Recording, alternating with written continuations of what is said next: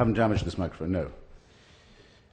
George Orwell has an essay called In Front of Your Nose, where he says that what's in front of your nose is very often the very hardest thing for you to see. And so there's really no trick to it. There's no forensic method, I'd like to claim that there was, except to try and look at what other people are averting their gaze from. And it's amazing how this sort of basically empirical method works very well. You can always tell when people are trying to avoid a topic or change a subject. And so if that doesn't get your journalistic or intellectual or even conversational juices going, you should probably be in some other profession, I think. Great minor American novelist, New Yorker writer, brought up in the Dutch Reformed Church in Chicago, able to write both comedy and tragedy. The Blood of the Lamb is his great tragic novel. Mackerel Plaza is his great comic one. Once asked what his ambitions were as a writer, said, to have a mass audience big enough for my elite audience to despise. Look at it.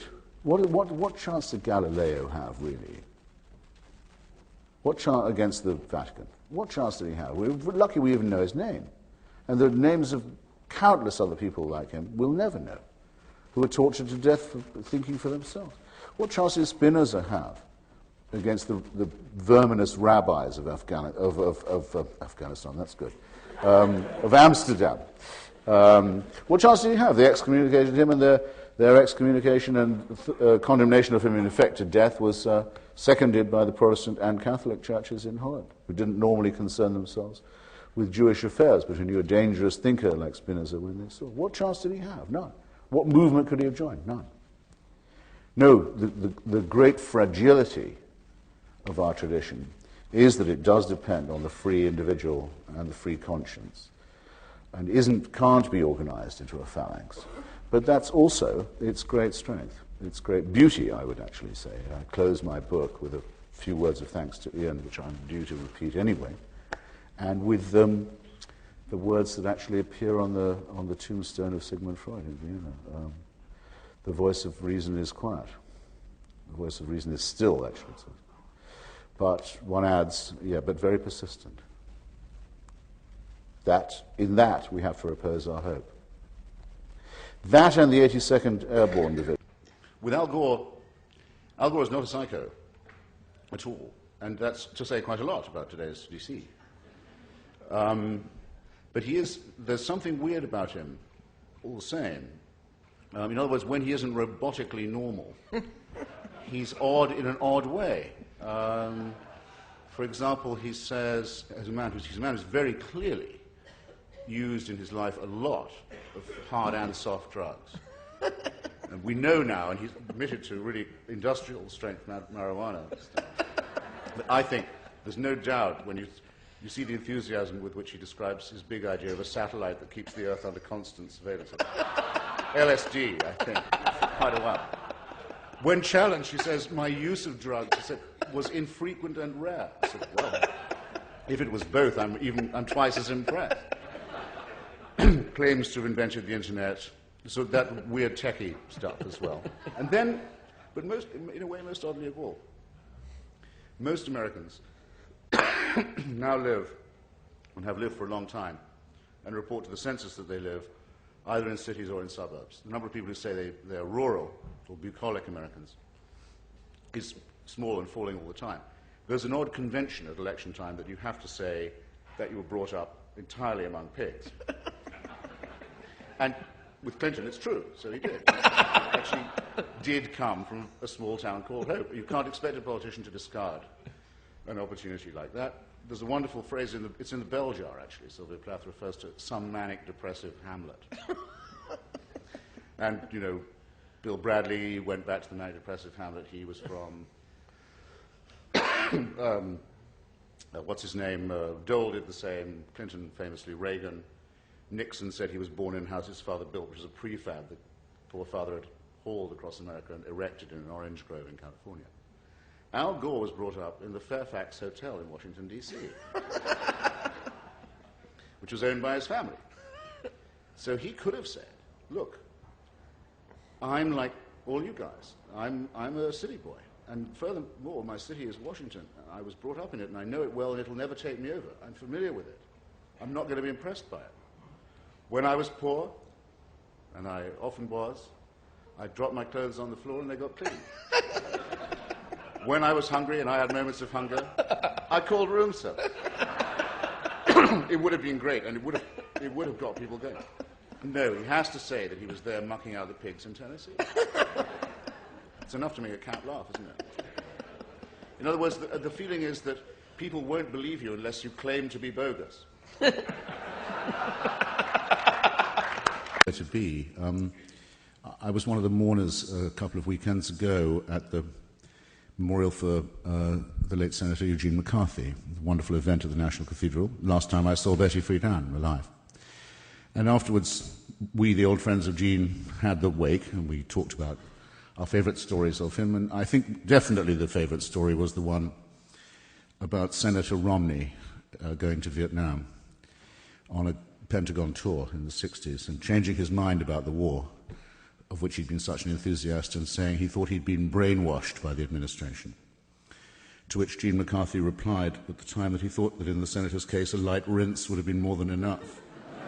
I'll share mine with you. I don't trust a single thing the CIA says now or has ever said, okay, and have excellent reason not to do so. Had to write a whole book about how it was the CIA who told the South Africans where to find Nelson Mandela when he was on the run because the South African police were too dumb to find him. About Chile, about Guatemala, about Greece, about Indonesia, record of crime and disinformation and lying to the American people.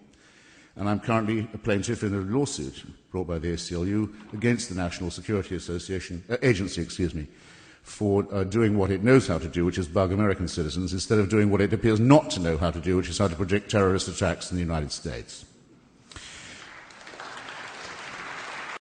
Speaker in favor of the proposition.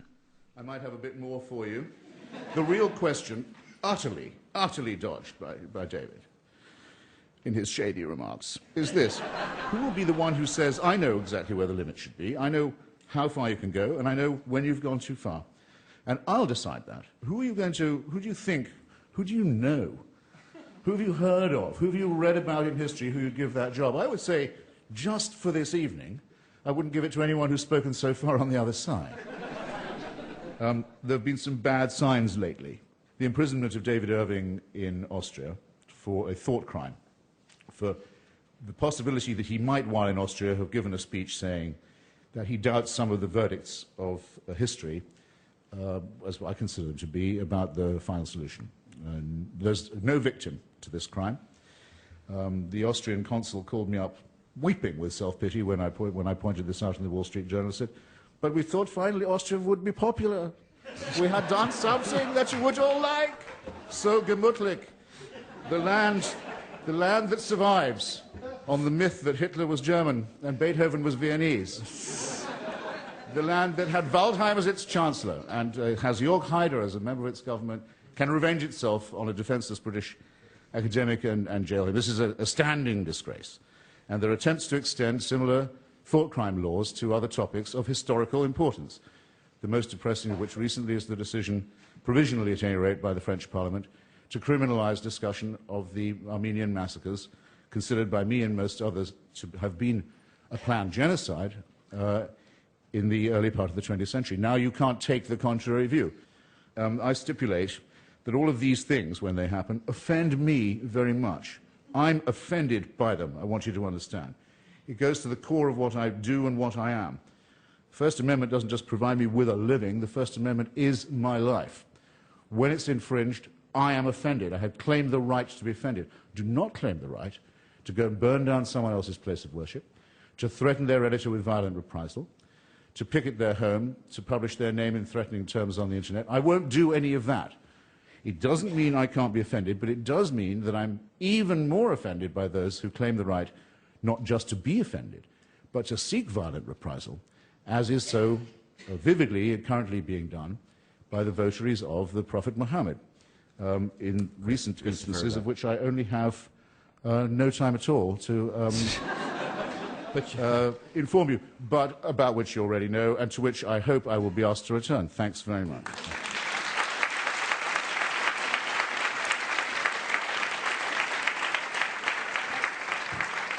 That was Christopher Hitchens for the proposition. Against the proposition now, Daisy Kahn.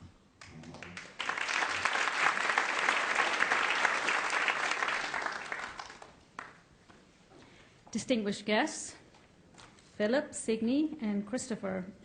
First of all, I think it was divine intervention that Christopher was not allowed to continue.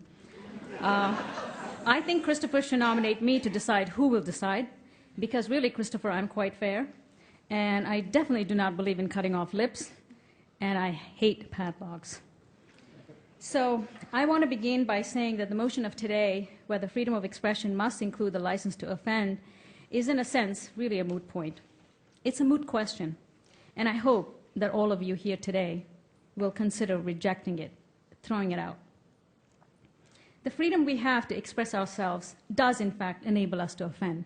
Christopher is doing it all the time in his own sweet way. In fact, one can even say that sometimes it is necessary to offend, and for good cause. The appropriate question to ask today is whether freedom of expression is absolute and limitless, or should it come with some social responsibility? The reason why we're having this debate today is because a number of recent events, such as the Danish cartoon and the Pope Benedict's remarks on Islam, have brought this issue to the forefront. My Jewish friend called me right after the cartoon crisis. Jewish rabbi friend called me, said, "What are you doing about the cartoons?" I said, "What are we going to do? It's just a cartoon." He says, "No, don't ever accept it. This is what they did to us in Germany. They started with the cartoons." Excuse me. Wait, come on, come on. Oh, no, it's offensive. Well, Okay. Daisy, do you have a... I mean, I think that was mostly addressed to you. Yeah. Well, I think what Daisy happened... Kahn. Thank you. What happened with the Danish cartoon was when the cartoon was published, there was a small little, demonstration by certain Muslim groups, and that was the newspaper decided that they were not going to pay any attention to that because they had a license to free speech, which was fine, freedom of expression.